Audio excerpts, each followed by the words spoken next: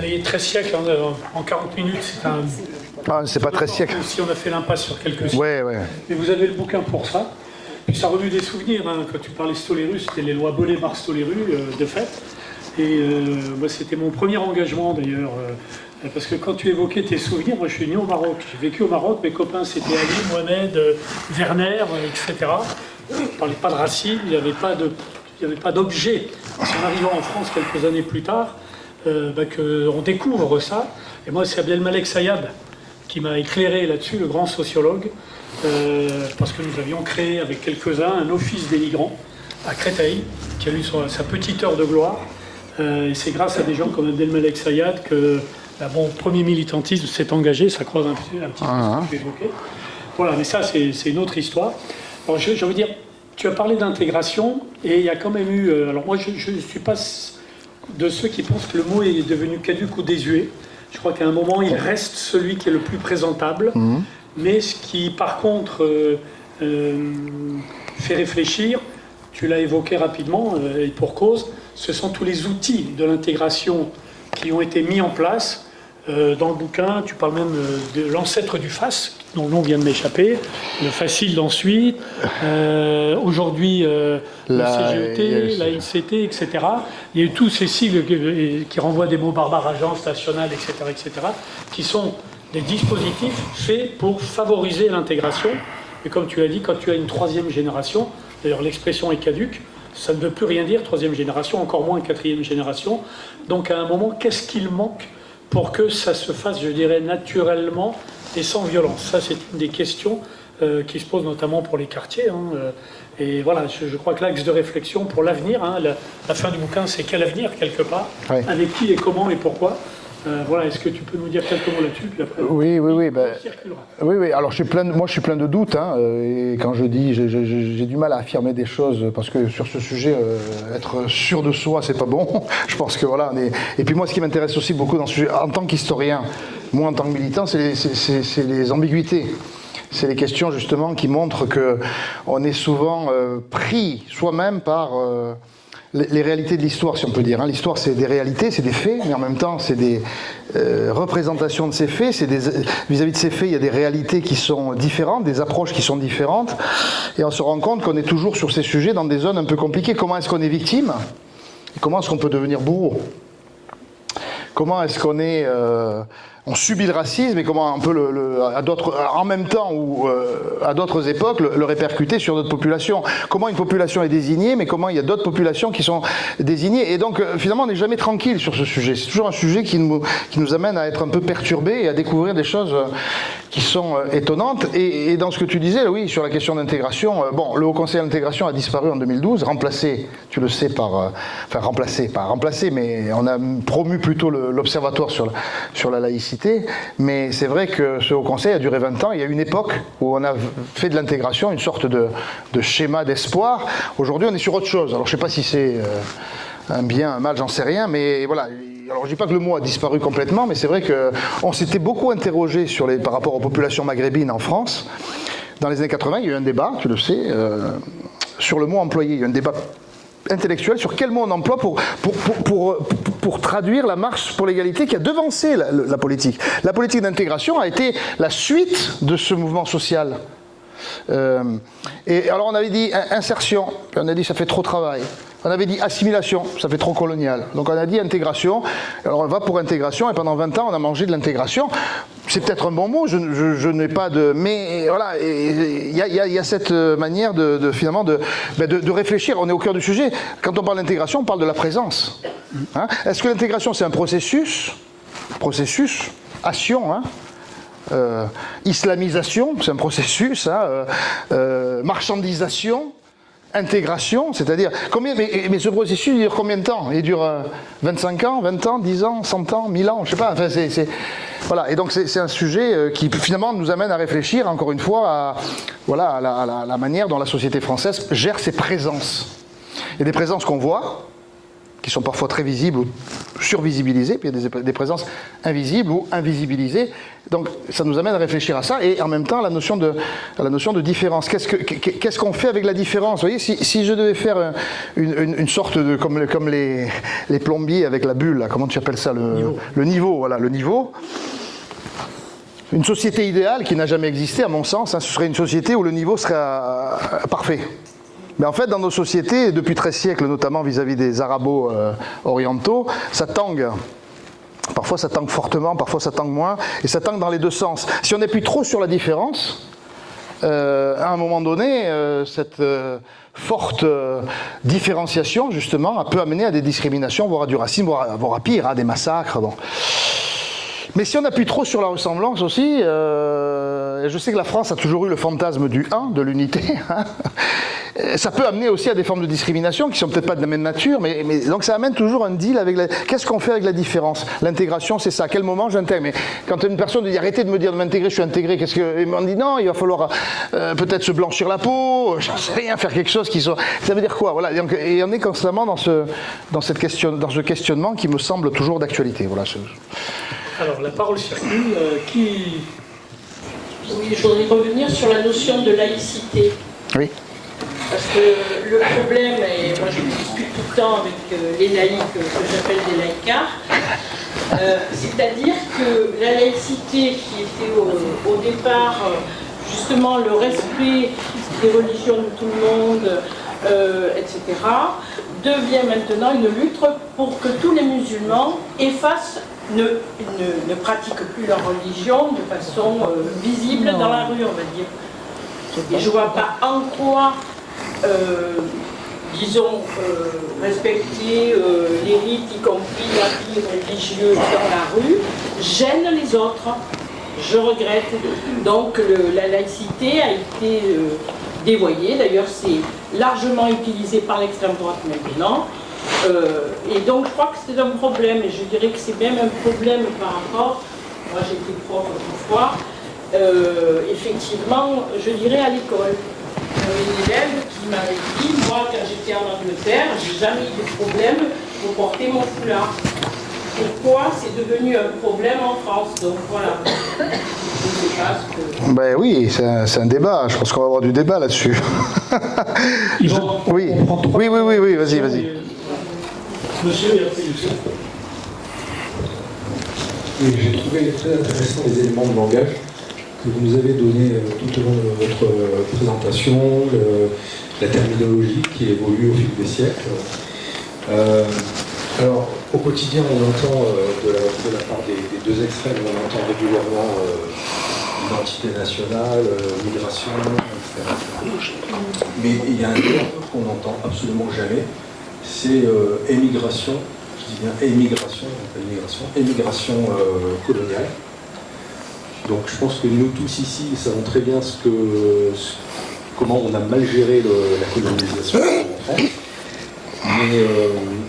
Et on sait très bien aussi que ces migrants qui viennent aujourd'hui, contrairement à ceux qui venaient au siècle dernier pour remplir les rangs ouvriers ou même pour faire la guerre, ceux qui viennent aujourd'hui, ce sont des gens qui viennent revendiquer leur dû en termes de pays colonisateurs. Mmh. Donc est-ce que ces gens-là, est-ce que cette émigration aujourd'hui, on est dans le déni, je ne crois pas trop, ou est-ce que tout simplement on ne veut surtout pas ouvrir la boîte de Pandore? Bien, et après, réponse. On va prendre le sac de couchage. Hein. Bonsoir. Bonsoir. Juste revenir sur la période des années 73, j'avais 18 ans. Oui. Et que c'était une période où on pouvait changer d'entreprise 2 fois par jour. Ça m'est arrivé. Un patron, le matin, à 9h30, il m'a dit tu remplis la boîte à rabord, mais il fallait monter sur un madrier. J'ai dit ça va se renverser. Il m'a dit ici c'est comme en Algérie, tu fais ce que je te dis. Alors j'ai posé la boîte, j'ai dit tu viens de la poser. L'après-midi, j'avais déjà un autre patron. Ils viennent régulièrement au foyer sur la Cotra chercher des ouvriers. C'est plus le cas maintenant. Et pour revenir à l'intégration, j'ai discuté avec des jeunes, et c'est de l'immigration, de deuxième, troisième génération. Il y a un minot, il s'éteint les cheveux en blond. Je dis, mais avec ton teint, ça te va pas. Il est aussi mal que moi, il avait les cheveux tout blancs, mais bien blancs, jaunes. Et il m'a dit, tout le temps, il m'a dit, je parle français, je suis né ici, on me demande toujours de m'intégrer, même en classe. Ouais. Toi, comme français, fais ceci, fais cela. J'ai tout essayé, ça ne marche pas. J'espère qu'avec mes cheveux blonds, ça va. Mais qui a le doute?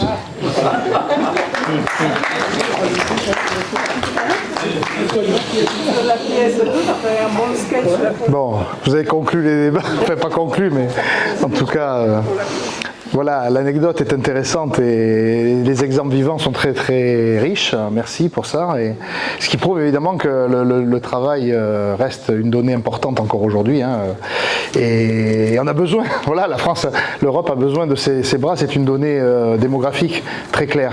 Et alors, vos deux questions épineuses là, sur la laïcité.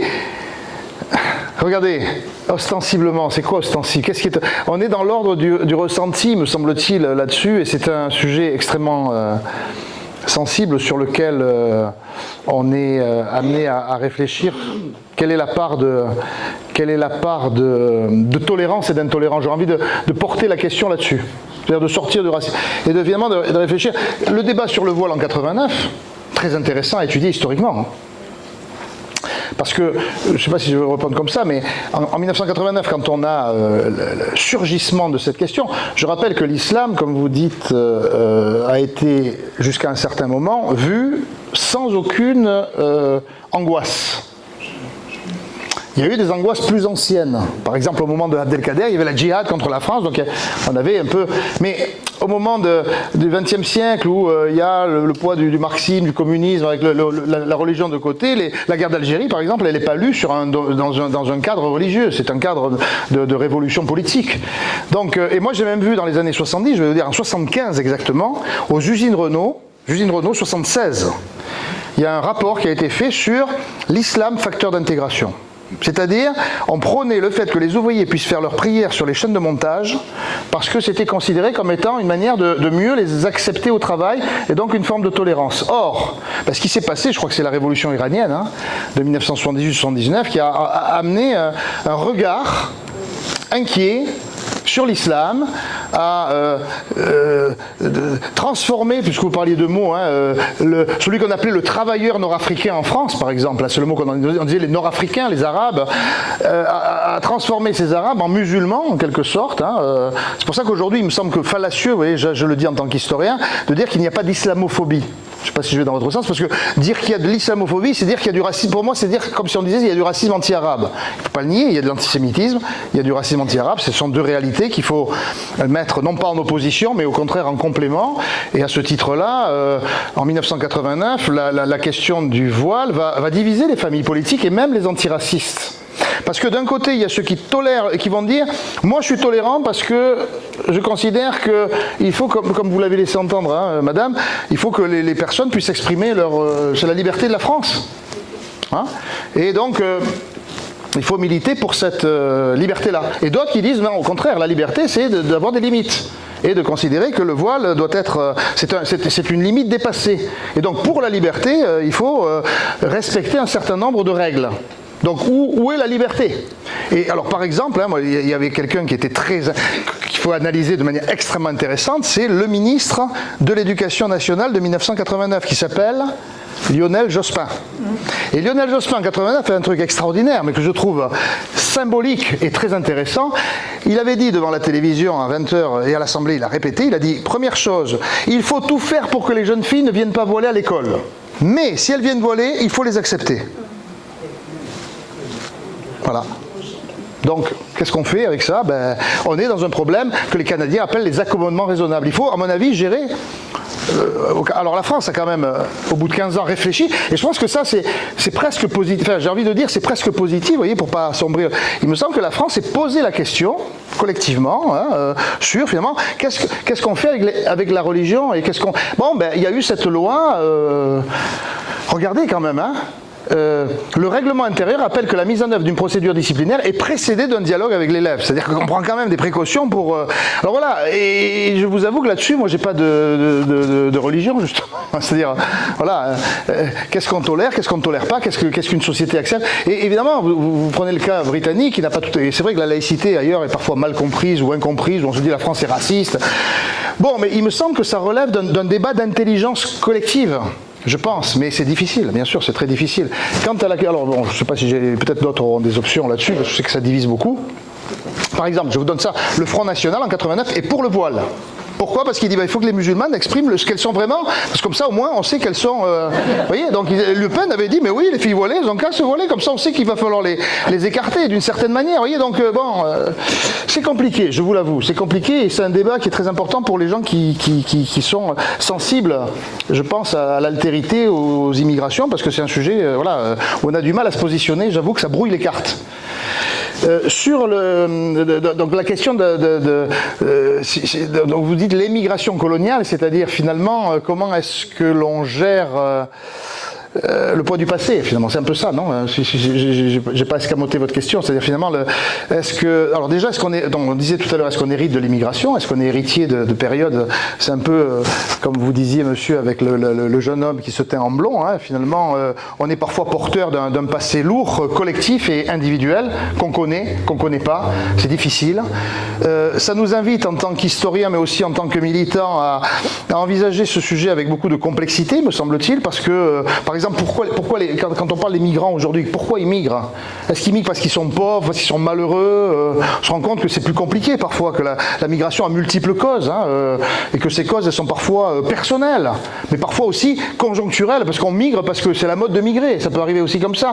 Et là, sur la question de ce passé colonial qui pèse, bon ben oui, il me semble que c'est compliqué de prendre en compte quelque chose d'assez, je dirais, d'assez juste. Moi, j'aurais tendance à dire qu'entre la France et l'Algérie, par exemple, il faut tourner la page. Mais il s'avère que c'est compliqué, c'est facile à dire, je dis ça, je suis comme ça, je vous dis ça, mais ça n'empêche.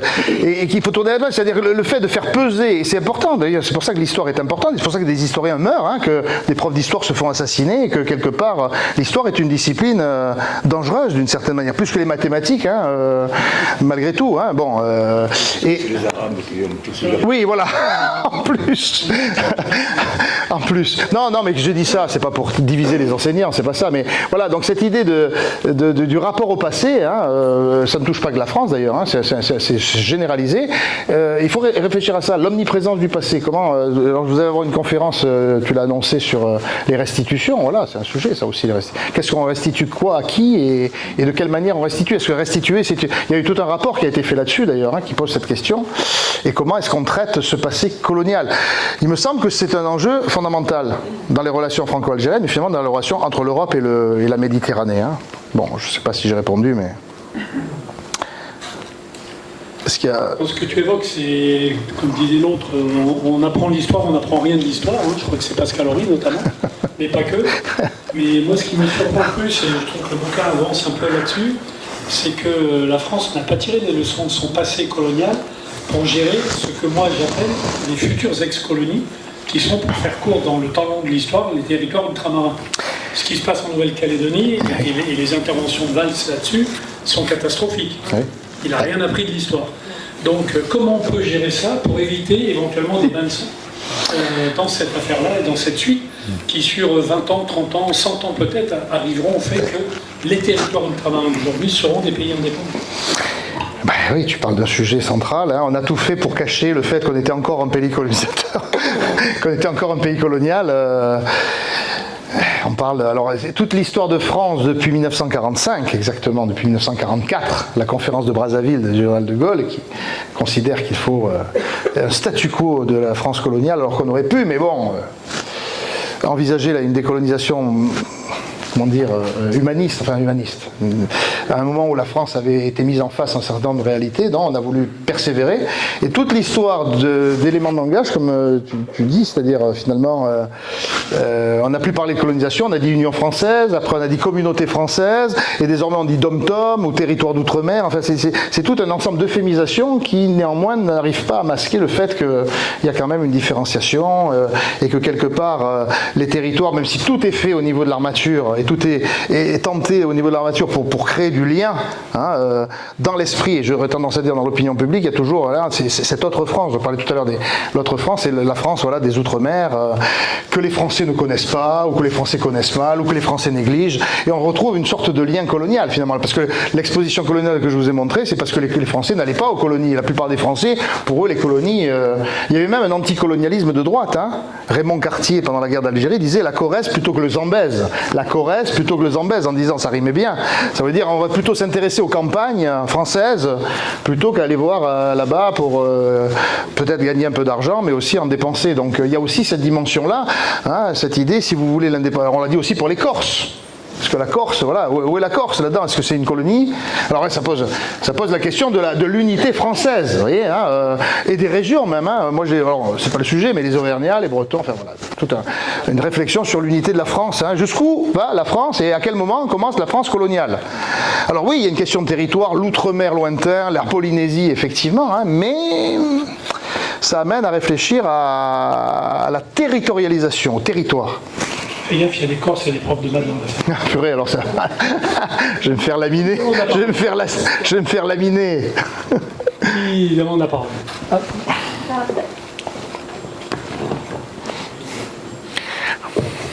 Oui, moi c'était deux petites remarques. Oui. Le mot tolérance, il me gêne toujours. Oui. Parce que qui je suis, moi, pour tolérer telle ou telle personne dans l'espace public qui s'emploie pour ce qu'on appelle, pour faire vite les gens qui sont eux qui sont pas comme nous, voilà, donc ça me gêne beaucoup. On l'emploie aussi dans d'autres circonstances quand on tolère les personnes LGBT. C'était une remarque.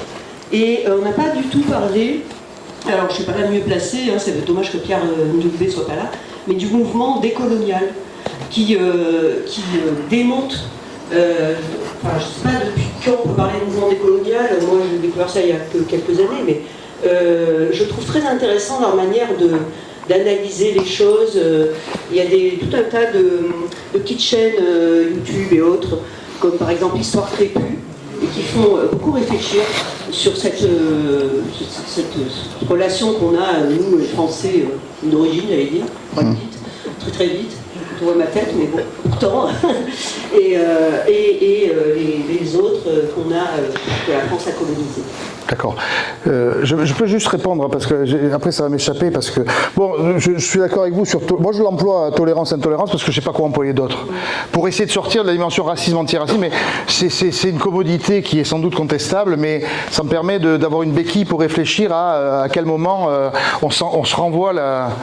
Alors je ne sais pas si on peut dire le racisme ou l'intolérance. Pour moi, mais les historiens ne sont pas tous d'accord avec moi, hein, sur cette idée de... Moi j'ai tendance à essayer de simplifier les concepts. Mais c'est peut-être un défaut. J'ai tendance à essayer d'éviter de conceptualiser trop. Par exemple, racisme et xénophobie, pour moi, c'est pareil. Il y en a qui vont me dire non, racisme, c'est vis-à-vis des races, entre guillemets. Xénophobie, c'est quoi? Je sais pas. Moi, je sais pas. Moi, je mets tout au même plan. Sur justement l'idée de rejeter ou accueillir. Alors, accueil-rejet, si vous voulez. Mais on va discuter sur les mots et j'entends votre. Mais c'est pas là que je voulais discuter. C'est sur le mouvement décolonial. Moi, j'ai une historicité, c'est en gros le moment où ça date de 2005 précisément. Parce qu'en 2005, il y a plusieurs éléments qui réaffleurent la colonisation et aussi l'esclavage. Pendant longtemps, l'esclavage n'a pas été sur le devant de la scène pour évoquer aujourd'hui le racisme et l'antiracisme, alors que désormais, depuis 2001, la loi Taubira, etc., l'esclavage est plus présent, ce passé de l'esclavage est plus présent dans notre espace d'actualité qu'il ne l'était dans les années 60 ou 70 où c'était pas un sujet qu'on abordait. Donc il y a une actualité de l'esclavage qui est notamment liée à la naissance du CRAN, hein, notamment le Conseil représentatif des Nations Noires de France, de la loi Taubira, enfin des débats qui ont eu lieu à cette occasion, voilà.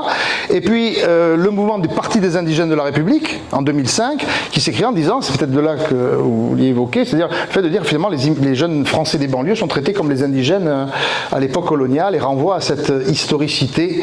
Mais moi je voulais vous questionner là-dessus, parce que j'étudie pas mal cette réalité de voir réémerger, je vais dire ça, je ne sais pas si je vais me faire lyncher ou pas, hein, un antiracisme de la race.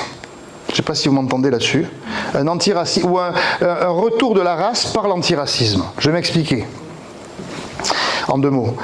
Après 1945, la Shoah, donc l'UNESCO, bras culturel de l'ONU, a tout fait, pendant des mois, des années, pour dire, avec le soutien des associations antiracistes, je pense au MRAP, je pense, qu'il n'y a qu'une seule race, la race humaine. Il a fallu 30 ans, ça je l'ai étudié, je peux vous dire, il a fallu 30 ans de travaux de l'UNESCO, de savants, tous savants des sciences, biologistes, psychologues, etc., pour discuter en disant, mais moi je suis antiraciste, mais je ne peux pas dire qu'il n'y a pas de race, mais bref. En 1978, vous avez la déclaration sur la race, qui finalement l'UNESCO a vaincu moralement en disant, il n'y a qu'une seule race. Parce que le but était militant, il était antiraciste d'une certaine manière, pour dire qu'il n'y a qu'une seule race. Aujourd'hui, dans certains mouvements, on vous pose, et c'est pas une critique, c'est une interrogation. Quand on vous dit que, par exemple, dans un film où intervient une personne noire, si on doit le traduire, il faut que ce soit une personne noire.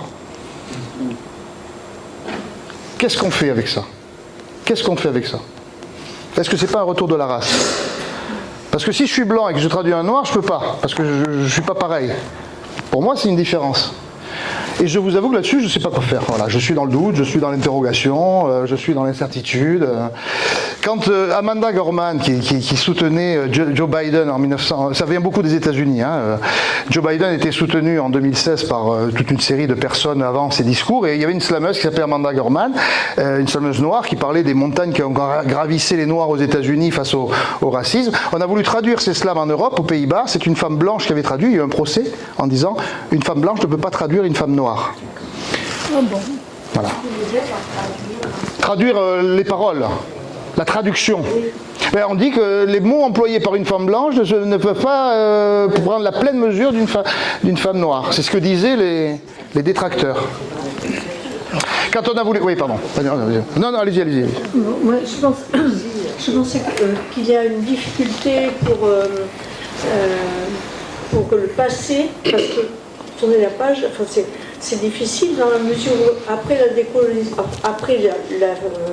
la décolonisation entre guillemets de l'État, tous les liens sont restés, mais alors en dessous, la France-Afrique, les assassinats de Ben Barka, Burkina Faso, comment il s'appelle, Sankara, oui, Lumumba.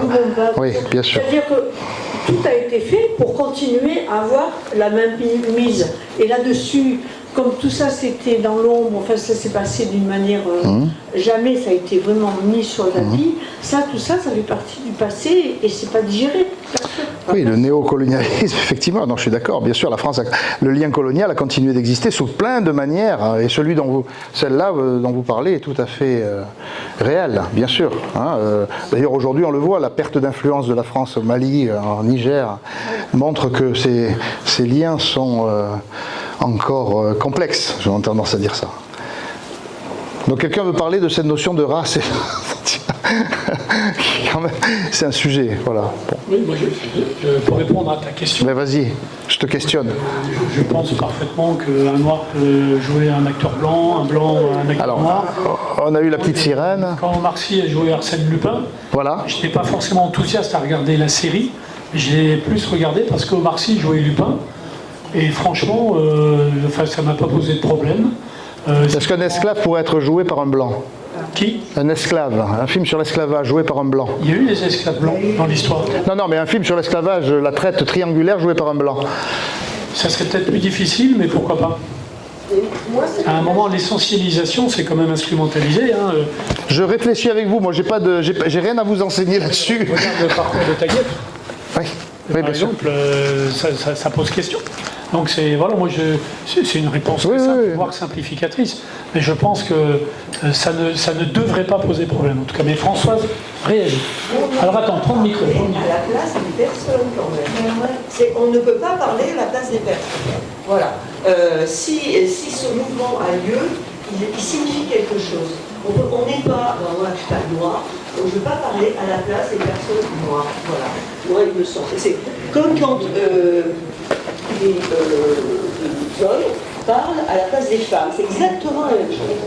Il faut entendre les personnes qui ont été mentionnées. Voilà. Des fois, ça fait mal. Des fois, on se dit, bah non, peut-être ils exagèrent, peut-être ils se trompent. Peut-être ils se trompent. Mais il faut les entendre. Et c'est pour ça que je dis, il y a des petites chaînes, comme des chaînes sur les réseaux, là, comme Histoire Crépue, il y en a d'autres, j'ai oublié, qui posent des questions. Voilà. Et il faut les entendre. Mais pas dire, non, mais moi je pense que, de mon point de vue de femme blanche, de 70 ans, je peux. Non, voilà, je dois écouter les gens. Voilà. Ça, c'est important. Alors, allez-y. Allez-y. Et madame, après. Là-dessus, vous avez raison, mais on parle de fiction dans le cinéma. On a le droit de tout faire dans le cinéma. Et là, on parle de la culture en général. Donc, je vois, comme disait Roland sur le Arsène Lupin, c'est à nous de ne pas aller voir ce genre de choses si on n'a pas envie. Ce qui pose un autre problème, c'est la littérature. Comme vous le dites, je crois qu'on a perdu ça, où on est dans une civilisation d'images et moins de mots. Mais quand on lit, peu importe si les gens sont noirs ou blancs, s'ils ont des choses à dire, puisqu'on les imagine. Et c'est aussi le rôle de notre fiction personnelle.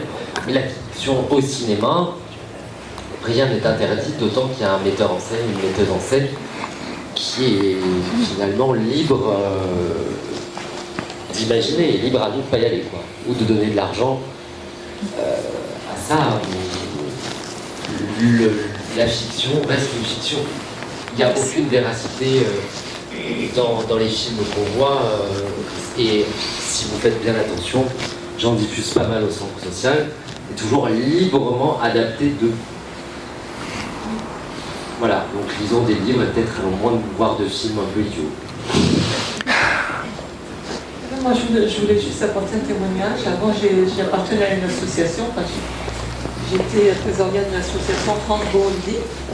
Et on s'occupait de faire la promotion de la spiruline au Burundi afin de développer la culture et de résoudre en partie le problème de la dénutrition des enfants. Donc il y avait aussi bien des Burundais, les Tutsis et les Hutus. Et j'avais fait, je m'occupais du site web et tout ça, j'étais très contente de moi d'avoir fait des petits logos et tout ça. Et à un moment, il y a un des gars qui me dit, un gars de Burundi, qui me dit, mais t'as vu que tes logos, ils sont racistes? Je dis, moi? Le logo, il dit, t'as quelqu'un qui met des mains blanches, qui apporte une eau ou qui apporte la spiruline aux pauvres Africains. Il me dit, mais il faut faire attention. Il me dit, tu es imprégné comme ça, malgré toi, de trucs. Il me dit, laisse parler les Africains et laisse nous faire le site. Voilà. Je dis donc, malgré tout, les bonnes volontés, parfois, on malgré cela. Attends, il y avait quelqu'un qui avait demandé la parole avant, et je vous la passe après, puis j'ai mis une troisième main, puis après on arrêtera peut-être, ou ça sera une toute dernière salle. J'ai vu notre nom, vas-y. Non, très rapidement, là où ça devient compliqué, c'est quand un homme noir et un homme blanc ont la même culture, avec quasiment la même histoire. Donc là, on fait quoi? Donc c'est une fausse question. Il n'y a pas de question, on fait rien. Oui. Alors c'était simplement un témoignage. À un moment donné, je tombe en panne d'essence en moto, en région parisienne. Et puis, donc j'étais en train de couper mon véhicule. Et puis, il y a un gars qui s'arrête, qui dit moi je suis musulman, je ne laisse pas quelqu'un dans l'ennui. Et il m'amène à la pompe à essence et il me ramène. C'est pas un film.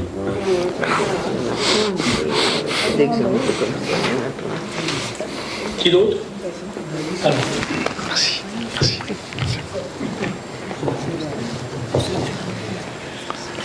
Oui, alors par rapport à ces problèmes de rapport culturel, il y a des rapports aussi de domination. Et comment s'expriment les dominations? Alors on a des images, coloniale ou autre. Et puis il y a des dominations dans la société. Par exemple, bon, les riches quand même, ils valent plus que les pauvres. Et puis, oui, quelle que soit leur couleur. Bon, d'ailleurs, vous voyez comment les patrons noirs, ils sont bien, mais par contre les pauvres blancs, même en France, hein, ils n'ont pas... Enfin voilà, derrière tout ça, je crois qu'il y a des rapports de domination, d'expression qui quelquefois dépassent les images habituelles des relations commerciales, mais c'est des rapports qui complexifient tous les rapports entre les gens. Après, intégration, alors c'est pareil, qui a des droits, qui n'a pas de droits, qui est respectable, où est l'égalité? Et il y a les couleurs, il y a les religions, il y a le statut social. Bon, on a après le retour sur les périodes coloniales de domination, d'exploitation. En France, partout on a ces rapports qui se reproduisent. Donc après, on s'est figé dans des rapports, par exemple, oui, c'est vrai, quand on voit par exemple dans un film un noir doublé dans la traduction par un français, si la culture correspond par un blanc, si la culture correspond, c'est pour ça que je disais ça, si la culture correspond, ça ne choque pas. Mais après, c'est partout, hein, dans toutes les relations qu'on a instituées, qu'on se partage, c'est doublé par l'image qu'on a derrière. Donc il faut essayer de dépasser ça, puis réaliser une réelle égalité. Deux dernières questions peut-être. Yvan, tu veux répondre parce que c'est...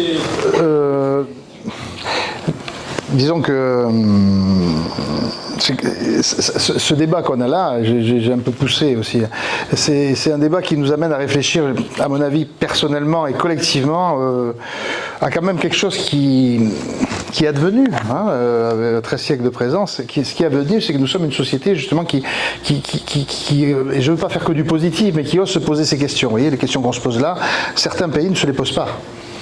Et nous, on se les pose. Donc c'est déjà quelque chose qui est positif à mon sens. Mais se les poser, c'est aussi entrer dans des formes de complexité contradictoires. Je pense qu'on est tous contradictoires. On est tous pris par ces contradictions collectivement. C'est ce qu'on a essayé de montrer, notamment dans le dernier chapitre, c'est de montrer que dans la société française, il y a des choses extraordinaires qui se font et qu'il ne faut pas nier, sinon on part en déshérence. Et en même temps, il y a des choses qui sont terribles. Et le pire des dangers serait peut-être justement de ne pas prendre en compte ces évolutions et de considérer que tout stagne depuis... je ne sais combien d'années. Au contraire, la société évolue et on est dans la complexité, on est parfois dans la douleur de penser les diversités dans lesquelles nous sommes. Diversité, unité, hein. Je l'ai redit, la France fantasme le 1, aujourd'hui le 1 c'est compliqué. Regardez les cantines, regardez le 1, c'est plus tout à fait du 1 comme on l'a pensé au début de la Troisième République. Il faut prendre en compte ces réalités, mais avec le plus d'intelligence possible. Et l'intelligence collective, elle n'est pas facile à obtenir. Donc je pense que voilà, c'est peut-être ce type de message que j'aurai. Et quand on se pose la question que vous posez, voilà, je pense qu'on a tous un peu raison. Quand vous dites, voilà, il faut prendre le ressenti des personnes, mais en même temps, s'il faut prendre le ressenti de tout le monde, on est dans une société qui se bloque aussi. Et voilà, moi je suis face à ça et je vous avoue que voilà, on est dans la complexité active, on va dire. Voilà.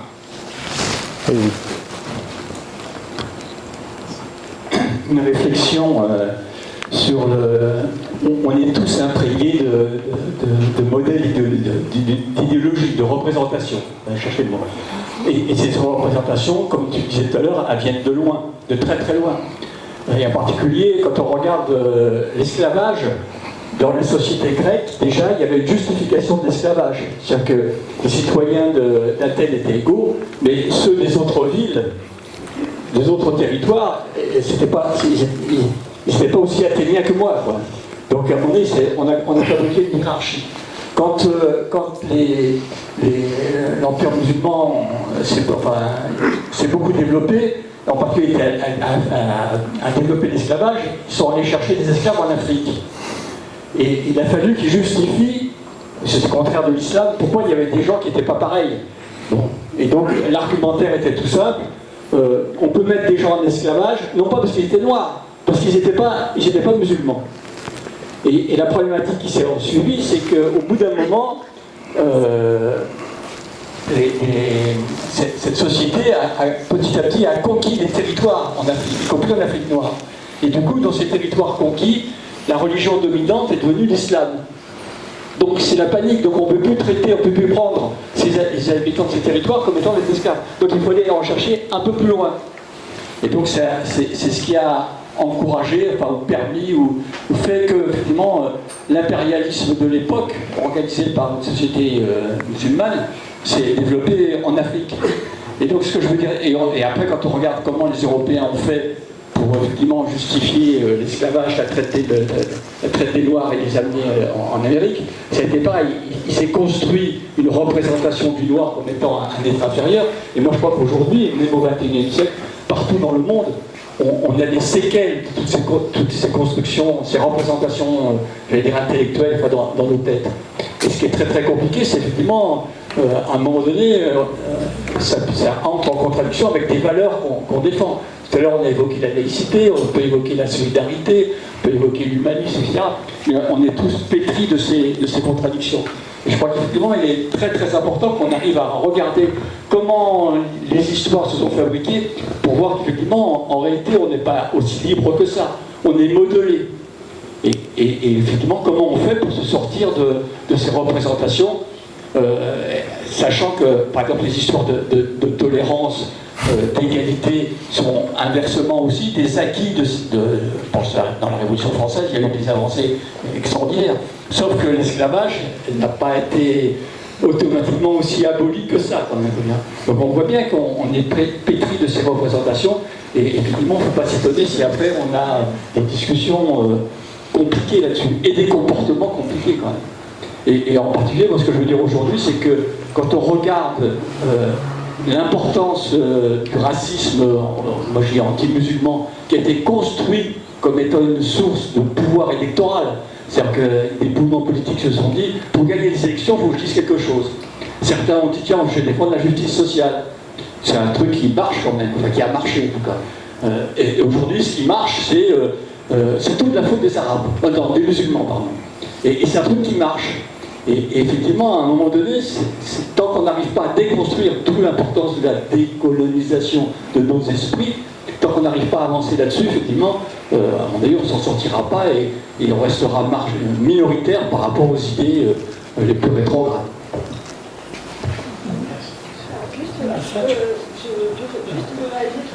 Attends le micro. Parce que je suis pas sûre qu'on soit minoritaire, en fait. Ça me dérange. On en reparlera aux élections municipales à Toulon bientôt.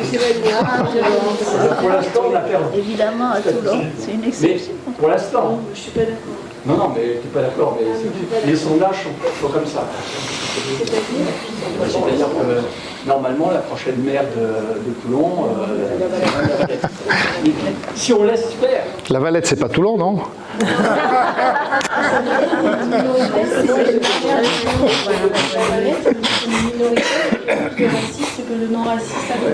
En tout cas, il y a des... Ouais, en gros, ça c'est sûr. Et 2027, pareil. Je vous propose de continuer après parce que... Mais écoutez, on arrive sur la fin, je te laisserai évidemment conclure, Yvan. Mais je vais passer le 3 alpha et ça tombe bien parce que je voulais dire tout à l'heure en fin de réunion un petit mot sur et avec alpha. Il a demandé la parole sur le sujet, donc je te laisse le micro, puis Yvan conclura, puis on reviendra à toi.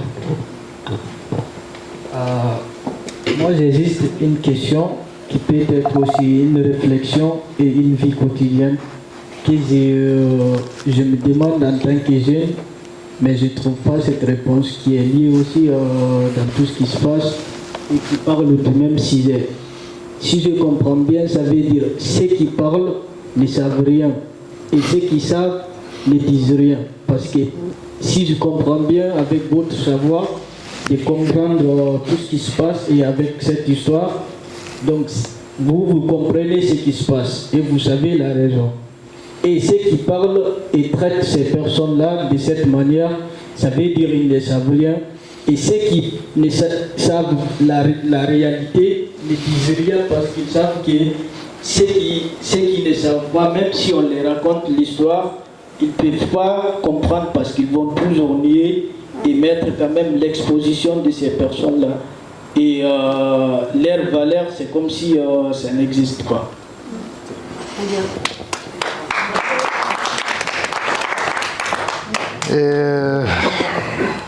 C'est la question du discours qui est un rapport de pouvoir. Ce que j'ai fait ce soir, c'est un rapport de pouvoir, quelque part, en essayant d'évoquer un certain nombre de choses. Je ne suis pas sûr que mon discours soit un discours de vérité. Tout ce que j'ai dit peut être contesté, contestable.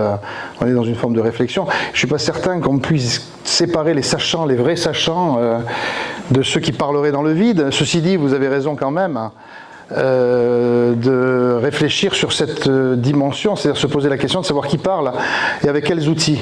Moi, j'essaie honnêtement, avec des outils, de proposer des réflexions. Je ne suis pas sûr des conclusions. Peut-être que je dis là, dans 10 ans, ce sera complètement obsolète et cet ouvrage sera complètement révolu, peut-être.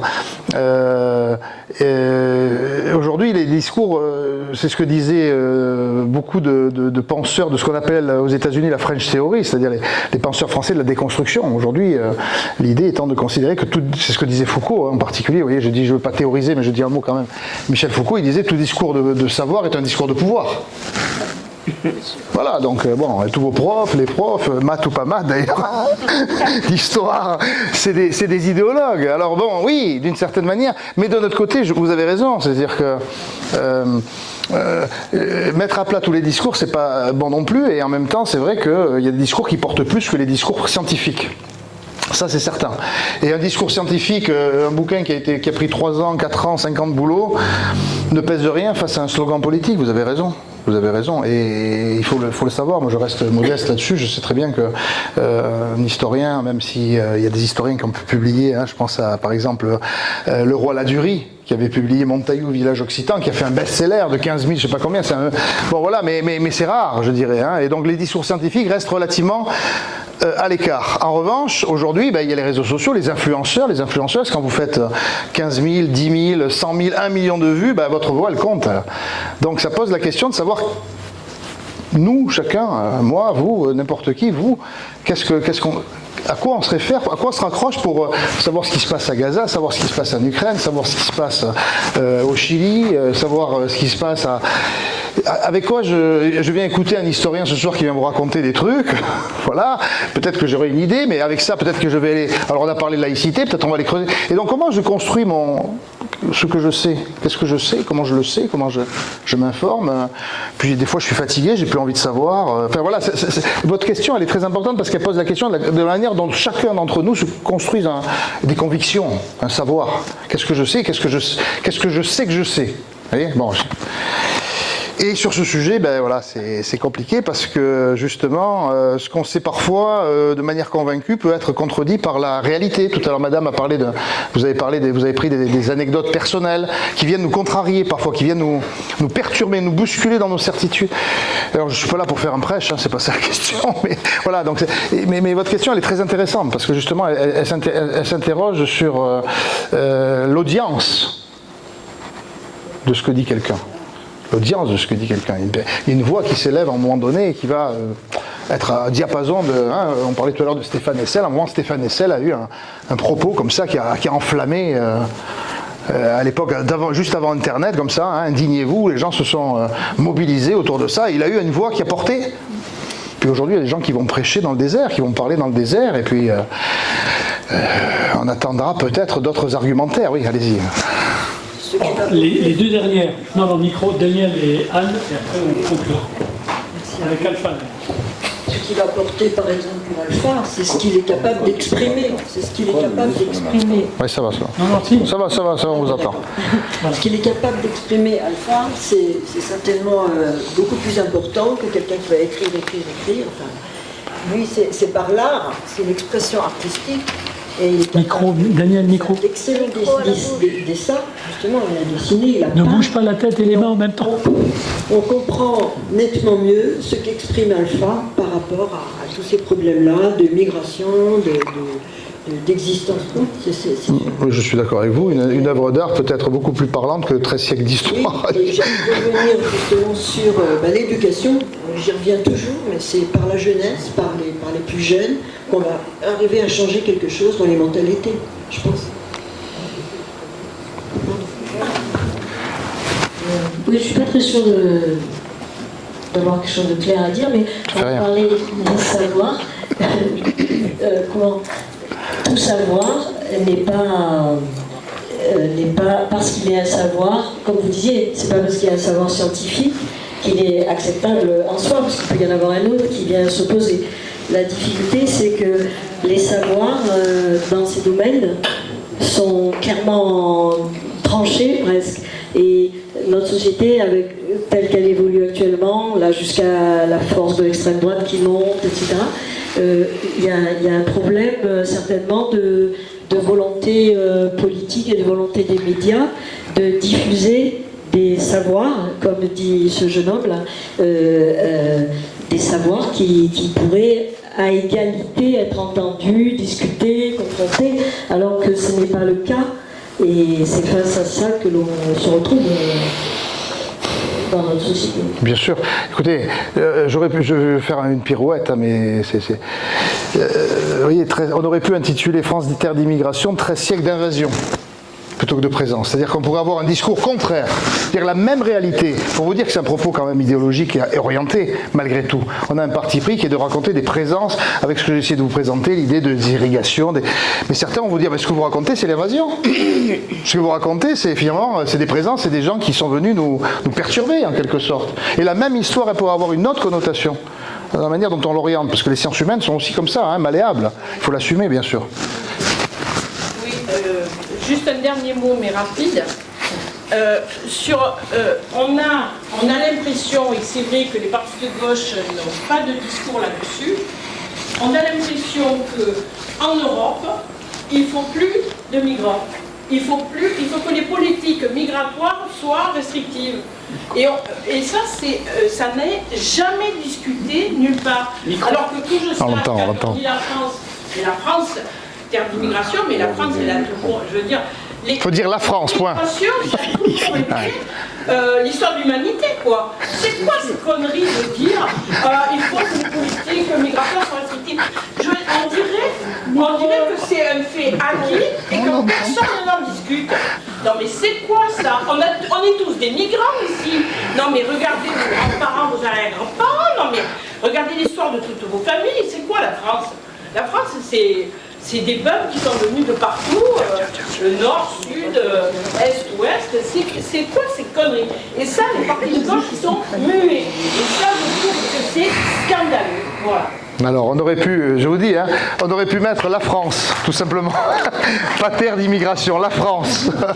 Mais sachez, il y a un élément intéressant par rapport à ça. Il a été créé en 2007, je l'ai montré très vite, le musée d'histoire d'immigration. Quand même pas mal que la France, de Jacques Chirac et de Raffarin et de Toubon, bah, tu connais très bien l'histoire. Bon.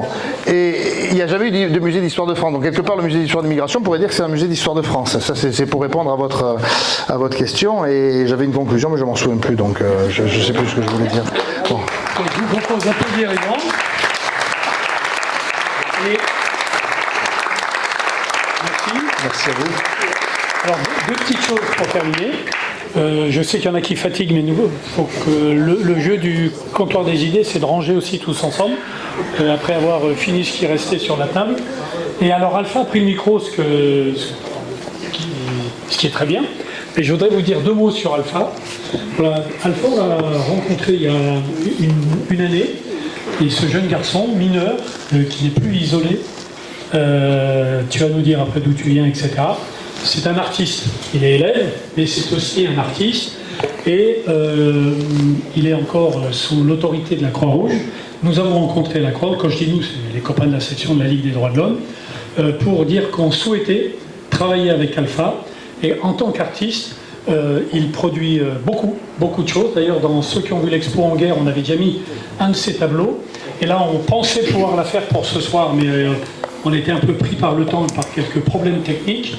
Donc, Alpha est peintre, Alpha est couturier. Et en janvier, nous présenterons, comme ça a déjà été fait dans Toulon, parce qu'il a déjà un petit succès, nous présenterons une exposition d'une partie de ses œuvres avec son parcours de Guillet. Il vient de Guillet, il va nous en dire quelques mots. Et cette exposition va circuler notamment dans les établissements scolaires ou dans des centres sociaux pour montrer justement aussi ce qu'est un parcours migratoire, les difficultés, parce qu'il y en a eu, et comment on peut aussi être un artiste. Et pourquoi l'exposition? Parce que les œuvres originales, on les a toutes photographiées, mais elles sont originales, il faut donc les préserver.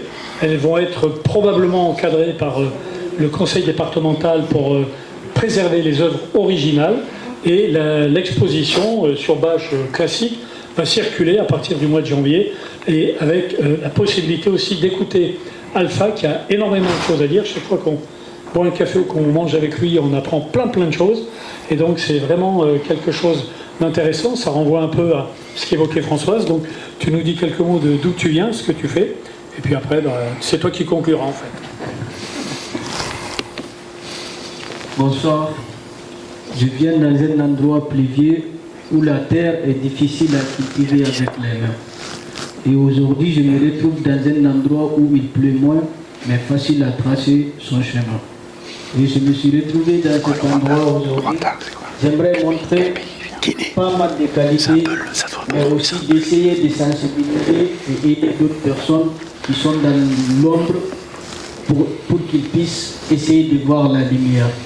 J'ai été dans cette ombre et aujourd'hui, je suis là pour non seulement sensibiliser et montrer toutes les qualités de toutes ces personnes qu'on parle. Ils viennent ici avec une richesse. Non seulement aider à expérimenter et à faire évoluer dans d'autres secteurs, mais aussi de valoriser ce pays. Parce que ce pays, malgré il y a beaucoup de choses qui se passent, mais on ne va jamais mordre la main qui nous a nourris. Nous, c'est l'éducation. Et cette éducation, nous aussi, on est là aussi pour être reconnaissants envers toutes ces personnes qui nous encadrent. Cette exposition que vous verrez dans le mois de janvier, c'est de vous montrer que l'écrit, ça peut être l'art. Et l'art, ça peut être un projet. Et tous ces projets, ça peut être le développement d'un pays. Et si je prends la parole, je me limiterai là. Merci.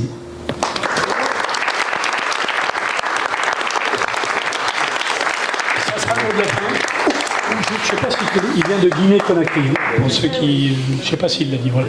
Donc le mot de la fin, il y a le buffet à terminer et à ranger la salle.